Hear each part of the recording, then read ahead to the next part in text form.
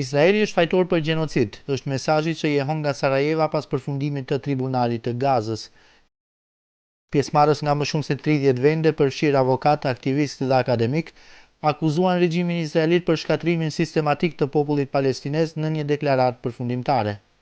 Ne kërkojmë një fund të menjëhershëm të këtyre krimeve, duke përfshirë pushtimin, rrethimin, apartheidin dhe gjenocidin dhe liri për të burgosurit palestinez.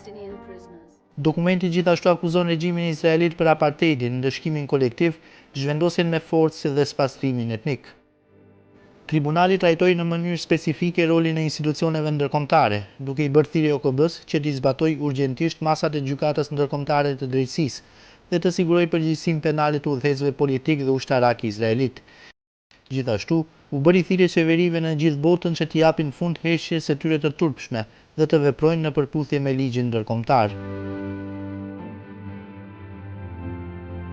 Ajo që na bën të ndryshëm, nëse do ta quheni kështu, nga stafi i gjykatës ndërkombëtare penale dhe gjykatës ndërkombëtare të drejtësisë, është se ne flasim pa filtra, jo vetëm me zërat e ekspertëve, por edhe me zërat e viktimave të asaj që po ndodh aktualisht në Palestinë dhe Gaza.